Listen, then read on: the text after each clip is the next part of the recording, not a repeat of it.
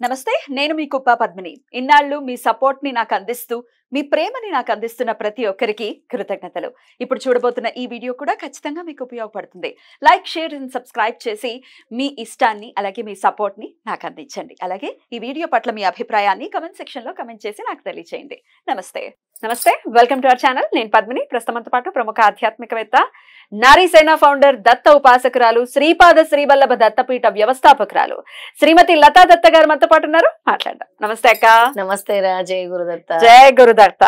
అక్క, అత్యంత వైభవపేతంగా ఆశ్వయుజ మాసంలో దత్తాత్రేయుని క్షేత్రానికి వెళ్ళటం అనేది మీరు సంకల్పించుకున్నారు. క్షేత్రానికి వెళ్ళటమే కాదు, అక్కడ సప్తాహ పారాయణం కూడా జరిపించాలి. సప్తాహ పారాయణకు ఉన్నటువంటి, అయ్యో బాబు, ఎంత పవర్ఫుల్, మాటల్లో చెప్పలేము, అస్సలు చెప్పలేము. సో పారాయణం కూడా చేయించాలి. అది కూడా కొంచెం అన్ని 7 days కాకుండా కొంచెం సులభతరంగా ఎలా చేయించాలి అనేది ఒక చక్కటి ప్లాన్ చేసి మీరు చక్కగా తీసుకెళ్లబోతున్నారు. మరి ఎప్పుడు వెళ్తున్నాము, ఎలా జరగబోతోంది యాత్ర, ఈ విశేషాలన్నీ ఒక్కసారి మీ ద్వారా. తప్పకుండా పద్మిని.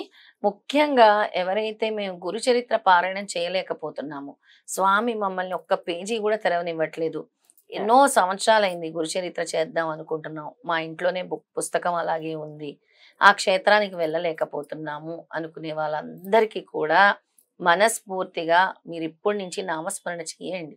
ఈ అవకాశాన్ని మేము సద్వినియోగం చేసుకోవాలి. ఈ 18వ తారీఖు ఆశ్వయుజ మాసంలో దత్తాత్రేయుని ఆరాధించవలసిన మాసాల్లో ఇది ఒక ప్రత్యేకమైన మాసం. ఆశ్వయుజ మాసం కానీ, కార్తీక మాసం కానీ, మాఘ మాసం కానీ, ఇవన్నీ ఇంపార్టెంట్ మాసాలు దత్తాత్రేయ స్వామికి. ఆయన్ని నామస్మరణ చేసుకుంటూ ముందు మేము వచ్చి ఆ క్షేత్రానికి వచ్చే అవకాశం మాకు కల్పించండి స్వామి. ఆ గానగాపూర్ క్షేత్రం చూసే అవకాశము మా కళ్ళకు కల్పించండి స్వామి. అలాగే అక్కడ మేము సప్తాహ పారాయణం చేసే అవకాశం మాకు కల్పించండి స్వామి అని మనస్ఫూర్తిగా కోరుకోండి. అలా కోరుకోవటం వల్ల స్వామి మీకు పర్మిషన్ అనేది ముందిస్తారు.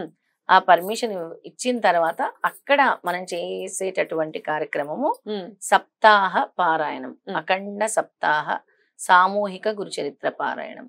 అంటే మీరు ఒక్కసారి పారాయణమే చేయలేకపోతున్నారు, అక్కడ 7 సార్లు పారాయణం చేయించబోతున్నారు. 7 times సామూహిక పారాయణం ఈ 3 రోజుల్లో. ఈజీగా పాసిబుల్. చాలా సులభంగా అన్నిటికీ స్వామి మనకి ఒక మార్గాన్ని చూపిస్తూ ఉంటారు. మామూలుగా ఎవరైనా కోరిక ఫలించాలి అని అంటే గానగాపూర్ వెళ్ళి అక్కడ నది భీమా అమరజా నదిలో స్నానం ఆచరించి ఔదంబర వృక్షం దగ్గర ప్రదక్షిణలు చేసుకుని గురుచరిత్ర పారాయణం చేస్తారు. జనరల్ గా అదే చేస్తాం. అదే నేను సప్తాహ పారాయణం చేయిస్తాను. అందరినీ కూర్చోబెట్టి ఒకటేసారి 53 అధ్యాయాలు చదివిస్తాను అందరితో కూడా. అది 1 గంట సమయంలో జరుగుతుంది సామూహికంగా. అయితే ఎవరికి అధ్యాయాలు వస్తాయి అలా 7 సార్లు ఎందుకు చేయిస్తున్నాను, మళ్ళీ ఆ అధ్యాయాలు రిపీట్ కాకుండా మళ్ళీ వస్తాయి. అంటే ఇంచుమించు అంతా పుస్తకం అంతా చదివినటువంటి ఫలితం ఖచ్చితంగా వస్తుంది. ఆ ఫలితం ఖచ్చితంగా సామూహికంగా చేయమని స్వామి ఎక్కువ చెప్తారు. సామూహిక సిద్ధమంగళ స్తోత్రము, సామూహిక నామజపము, సామూహిక హోమాలు, సామూహిక పారాయణాలు చేయమని స్వామి చెప్తారు. తత్ఫలితం ఉంటుందా? సామూహికంకే ఫలితం అని 51వ అధ్యాయంలో చెప్పారు. ఎక్కడైతే నలుగురు కలిసి నా నామ జపం చేస్తారో, ఎక్కడైతే నలుగురు కలిసి సామూహిక పారాయణం చేస్తారో, నలుగురు కలిసి నా గేయాలు పాడతారో, అక్కడే నేను సుస్థిరంగా ఉంటాను. వాళ్ళకి 4 పురుషార్థాలు కూడా అష్టైశ్వర్యాలు కలుగుతాయి, వాళ్ళ వంశాభివృద్ధి కలుగుతుంది అని స్వామి చాలా క్లియర్ గా చాలా ఇందులో సంశయింపవలసిన అవసరము లేదు అని కూడా లైన్ చెప్పారు, డంకాబలంగా చెప్పారు అనుకోవచ్చు. రైట్. అయితే చాలా మందికి ఇందాక మనం అనుకున్నట్టుగా బ్లాకేజ్ ఏదో ఉంటుంది డెఫినెట్ గా. ఆయన దగ్గరికి వెళ్ళలేకపోతున్నాం, కనీసం మీరు అన్నట్టుగా పుస్తకం 1 పేజీ కూడా తిప్పలేనటువంటి పరిస్థితులు ఉంటాయి. ఎప్పుడు చూసినా గుర్తొస్తుంటుంది, అరే చేయలేకపోతున్నాం పీకుతూ ఉంటుంది, కానీ వెళ్ళరు. సో ఇంకొకరి పుణ్యం డెఫినెట్ గా వీళ్ళని కాసి డెఫినెట్ గా చదివేటటువంటి భాగ్యాన్ని ఖచ్చితంగా ఇస్తుంది. సామూహికానికి ఆ పవర్ ఉంది. ఇప్పుడు ఈ యాత్రకి రావటం వల్ల ఎవరికైతే ఉద్యోగాలు లేవో, ఎవరికైతే సంతానం లేదో పద్మిని, నిగూఢ రహస్యాలు ఉన్నాయి గురుచరిత్రలో. ముఖ్యంగా ఎవరికైతే సంతానం లేని వాళ్ళందరూ కూడా 39వ అధ్యాయము అక్కడికి వచ్చి పారాయణం చేసుకొని, అక్కడ అష్టతీర్థాల్లో షట్కుల తీర్థం అని ఉంది. ఆ షట్కుల తీర్థంలో స్నానం ఆచరించి అక్కడ చదువుకోవాల్సిన మంత్రం ఉంది. అది ఆ చెప్తారు. మంత్రం నేను చెప్తాను, అక్కడే చెప్పాలి, అక్కడే చేసుకోవాలి. భార్యాభర్తలు ఇద్దరు కూడా స్నానం ఆచరించి అక్కడ చదువుకోవాల్సిన మంత్రం. తర్వాత అక్కడ నిద్ర చేయాలి. దాని వల్ల సంతాన ప్రాప్తి కలుగుతుంది. ఎంతో మందికి కలిగింది. ఈ రహస్యము అక్కడ ఉంది, ఈ గురు చరిత్రలో ఉంది. సో అప్పుడు ఓన్లీ అష్టతీర్థంలో షట్కుల తీర్థంలోనే స్నానం చేయించాలి. రైట్. అయితే ఇప్పుడు మనం చేసేటటువంటి యాత్రలో ఖచ్చితంగా 8 అష్టతీర్థాలకు కూడా తీసుకెళ్లటం, వాళ్ళ సమస్యల రీత్యా ఆ సమస్యకి సంబంధించి చేయించడం అనేది జరుగుతుంది. ఉద్యోగానికి ఒక తీర్థం ఉంది, పిల్లల కోసం షట్కుల తీర్థం ఉంది. అలా ఒక్కొక్క తీర్థానికి ఒక్కొక్క సిగ్నిఫికెన్స్ ఉంది అక్కడ. అలాగే చక్ర తీర్థం ఉంది, కోటి రుద్ర తీర్థం. ఇప్పుడు అంతా పితృపక్షాలన్నీ కూడా రుద్రతీర్థంలోనే చేస్తున్నారు. మొత్తం కిరిసిపోయి ఉంటుందా? రుద్రతీర్థంలోనే చేస్తారు, వేరే తీర్థాలు దేంట్లో కూడా చేయరు. ఓన్లీ అష్టతీర్థాల్లో రుద్రతీర్థం దగ్గర ఇవి జరుగుతాయి. ఒక్కొక్క తీర్థానికి ఒక్కో సిగ్నిఫికెన్స్ ఉందన్నమాట. అలా అష్టతీర్థాల్లో స్నానం చేయటం అనేది, అష్టతీర్థాల దగ్గరికి వెళ్ళటం అనేది కూడా ఎన్నో జన్మల పుణ్యఫలం. ఖచ్చితంగా. మరి ఎప్పుడు జరగబోతోంది ఇది? అక్టోబర్ 18, 19, 20 2 రాత్రులు 3 పగళ్ళు గానగాపురంలో గడుపుతాం. చక్కగా 3 రోజులు అవుతుంది.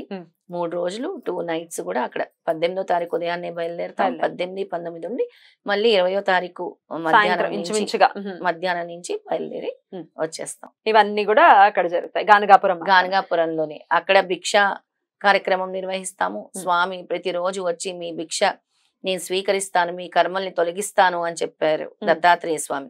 అలాంటి భిక్షా కార్యక్రమం కూడా మీరు పాల్గొంటారు. అలాగే పాదుకా దర్శనం అడగబోతున్నాను, ఎందుకంటే ఎర్లీ మార్నింగ్ జరిగేటటువంటి పాదుకా దర్శనానికి తీసుకెళ్తారా? తీసుకెళ్తాను. మనకి అభిషేకంతో పాటు పాదుకా దర్శనం 2 కలిసే ఉంటాయి అక్కడ. ఒక రోజు అభిషేకము, పాదుకా దర్శనం ఉంటాయి. అలాగే పల్లకి ఉత్సవము, భిక్ష కార్యక్రమం ఉంటుంది. అష్టతీర్థాలు ఉంటాయి. ఈ 3 కూడా 3 రోజుల్లో చక్కగా ప్రశాంతంగా కవర్ చేసి ఓ పక్కన 7 సప్తాహాలు అంటే 7 times గురుచరిత్ర పారాయణాలు కూడా నిర్వహిస్తాం. అద్భుతం. ఇక పల్లకి సేవ గురించి కూడా మనకి యాత్ర ఒకవేళ మనం ఇలా అనౌన్స్ చేస్తే ఖచ్చితంగా అడుగుతుంటారు, పల్లకి సేవను చేయిస్తారా, పల్లకి కింద అక్కడ పడుకోబెడతారా, ఇవి ఇట్లా రకరకాలుగా అడుగుతుంటారు. అసలు మన అదృష్టం మీద ఆధారపడి ఉంటుంది పద్మిని. పల్లకి ప్రతిరోజు వస్తుంది. పడుకోబెట్టడం పడుకోబెట్టకపోవటం స్వామి మనకిచ్చే అనుగ్రహం బట్టి ఉంటుంది. ఒక రోజు జనం ఎక్కువ ఉన్న రోజు ఇప్పుడు గానగాపూర్ క్షేత్రానికి పడుకోబెట్టట్లేదు. అసలు ఎవరిని, ఒకళ్ళని ఇద్దరిని కాదు, అసలు ఎవరిని పడుకోబెట్టడాన్ని లేదు. అసలు మనం మొదటిసారి వెళ్ళినప్పుడు కిక్కిరిసిపోయి ఉన్నారు జనాలు.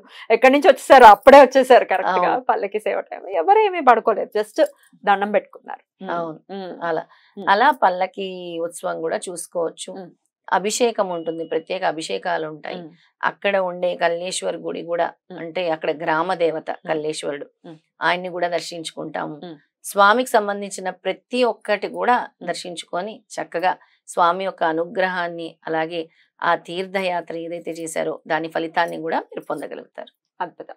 చాలా బ్యూటిఫుల్ గా యాత్రలు ఎప్పటికప్పుడు జరుగుతూనే ఉన్నాయి. ఇప్పుడు జరిగేటటువంటి ఈ యాత్ర కూడా డెఫినెట్ గా చాలా చాలా పవర్ఫుల్ గా, అలాగే చాలా అర్థవంతంగా డిజైన్ చేశారని ఖచ్చితంగా చెప్పుకోవచ్చు. ఎందుకంటే అటు గురు చరిత్ర పారాయణతో పాటుగా అష్టతీర్థాల అక్కడ గాని, అక్కడికి వెళ్ళడం గాని, స్వామివారి దర్శనం అవగాని చాలా ప్రశాంతవంతంగా జరుగుతుంది అనేది ఖచ్చితంగా అనిపిస్తుంది. సో మరి మీరు కూడా రావదలుచుకున్న వాళ్ళు ఫస్ట్ గా రిజిస్టర్ చేసుకోవాల్సి ఉంటుంది. కింద స్క్రోల్ అవుతున్న నంబర్స్ కి కాల్. చాలా చాలా అద్భుతమైనటువంటి యాత్రను సంకల్పించుకున్నారు. అది దిగ్విజయం అవ్వాలని మనస్ఫూర్తిగా కోరుకుంటూ కృతజ్ఞతలు. నమస్కారం. జై గురుదత్త. శ్రీ గురుదత్త.